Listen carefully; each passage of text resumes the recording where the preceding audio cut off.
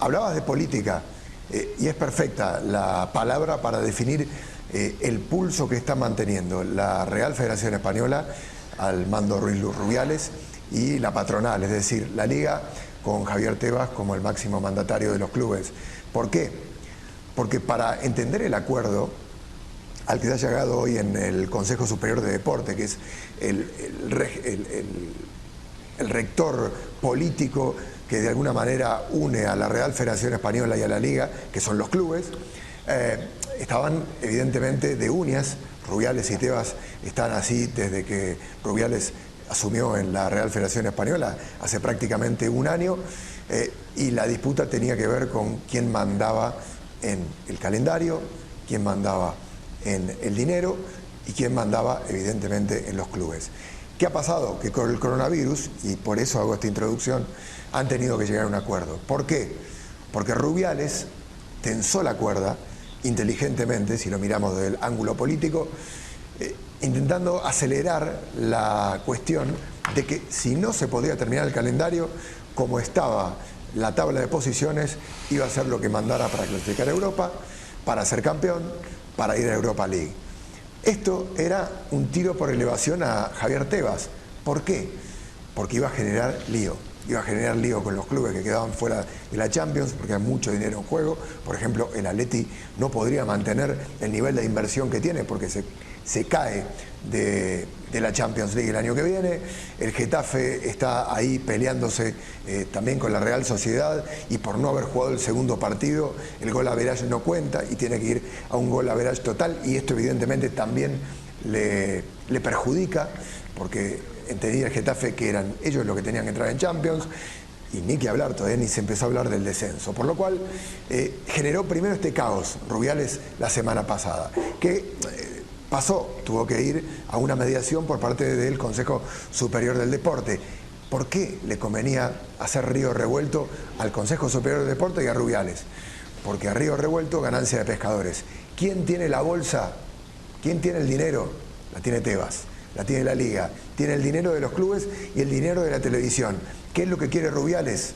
Dinero para las categorías que no son profesionales y a las que él, dentro de eso, el fútbol femenino, les había prometido un dinero que venía a cambio de votos, llegar de la Copa del Rey, claro, que venía a llegar además de la Copa del Rey de Arabia Saudita, pero hoy esto está en el aire, porque esos millones de euros que Rubiales había conseguido traer a sus arcas no van a aparecer seguramente, porque no se va a poder jugar en Arabia Saudita en enero del próximo año. Por lo cual, lo que llegaron a acordar, habrá que ver si este acuerdo luego se cumple, es que se acuerde un decreto por el cual el fútbol vuelve a ser centralizado, y un 1% de las ganancias, que es un montón de dinero, unos 1.700 millones de euros anuales, van a repartirse entre la Real Federación Española y el CSD, que es el Consejo Superior del Deporte. ¿Qué quiere decir esto? Que accede a terminar el calendario el CSD y la Real Federación Española de Fútbol a cambio de dinero. A ver si te entendí bien. Accede a terminar el calendario, o sea, dan el ok para que se termine el calendario de la actual liga a cambio de dinero. Correcto. O sea, ponen en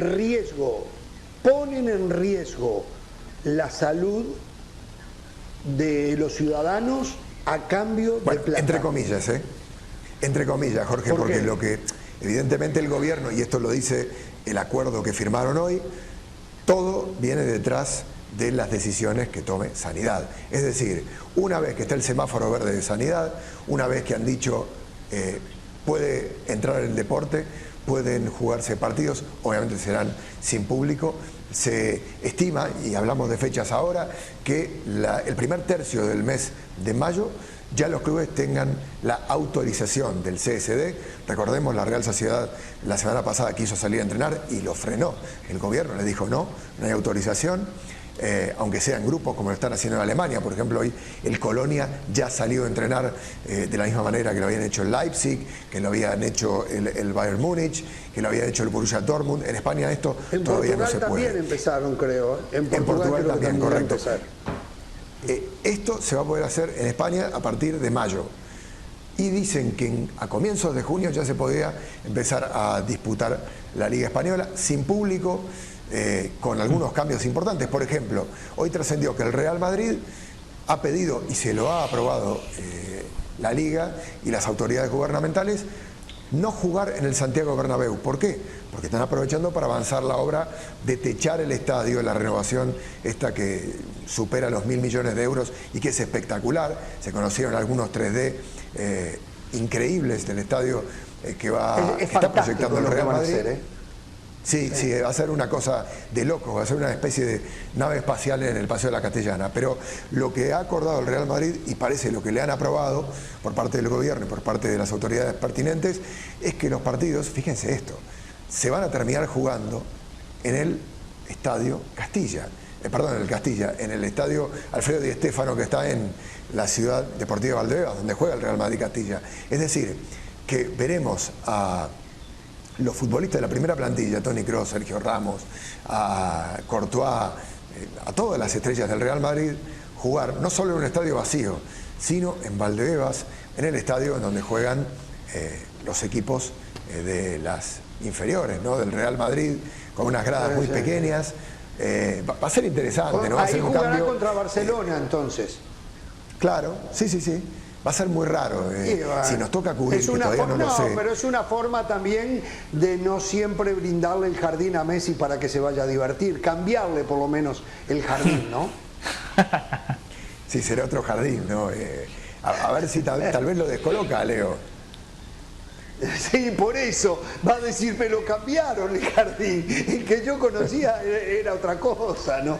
Pero yo sinceramente, y de repente ya surge otro tema acá, yo no veo cómo el fútbol, decía hace un rato Martín, pueda volver en esta pandemia. Por más que haya un declive en las muertes, en los contagiados, la pandemia va a seguir, el virus va a seguir estando presente allí.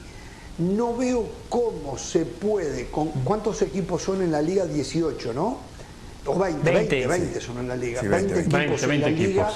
Un promedio por equipo debe de haber de 35 o 40 personas que tienen que movilizar para cada partido.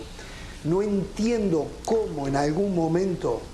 estamos hablando de a 35, 40, unas 700 800 personas, ¿no? ¿Verdad? En algún momento, en las jornadas que faltan, que son, ¿cuántas son? 11. 11. Creo que 11, ¿no?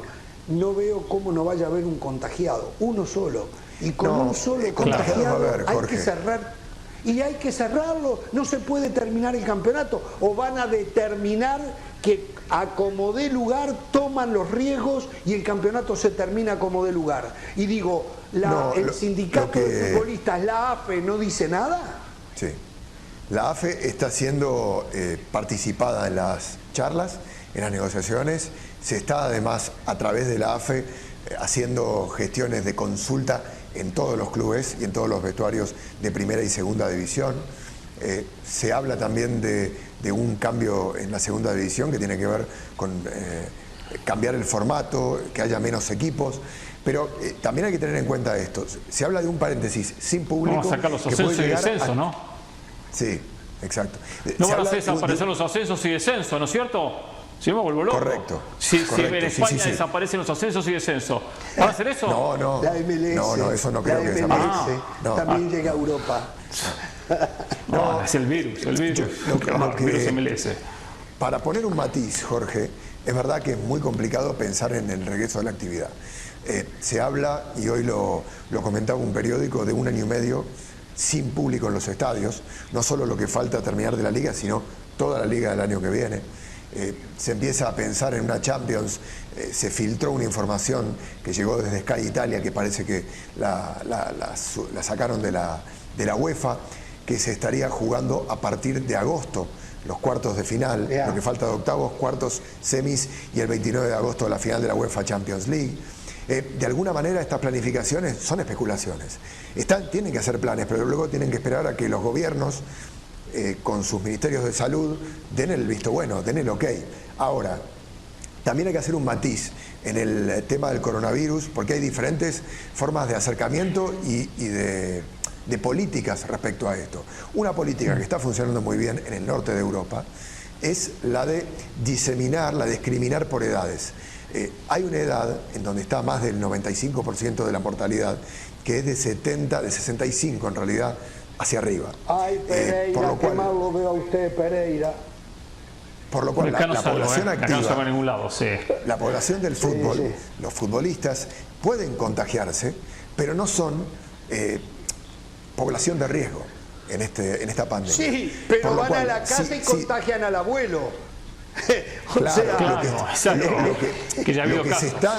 lo que se está pidiendo en estos países, que tienen de alguna manera una diferenciación en la forma de tratar de acuerdo a las edades y a los grupos de peligro, los que no pueden tener ningún tipo de contacto y se les pide, son los abuelos con los nietos, los abuelos con sus padres.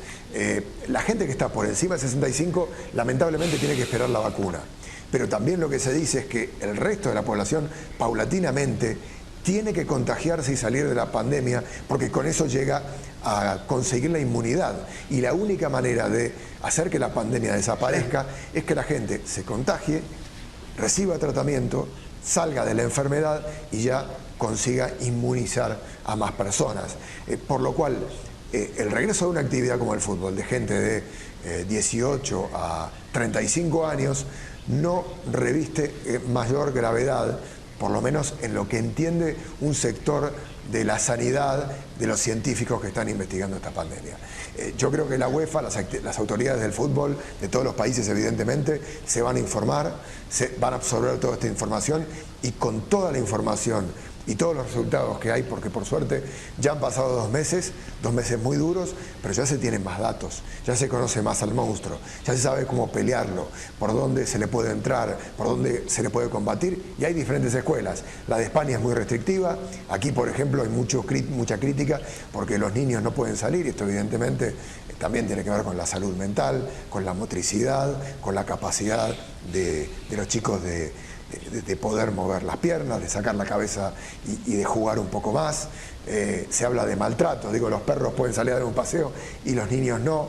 El gobierno ha dicho que a partir del próximo domingo sí se va a permitir a los niños menores de 12 años, pero todavía no se sabe de qué manera, salir a la calle acompañados de adultos y manteniendo la distancia social. Digo, este es un mundo el que se abre, y dentro de este mundo el fútbol también está viendo de qué manera puede volver a funcionar, porque también se entiende que el fútbol es una función social la que cumple como entretenimiento, como una necesidad, ¿no?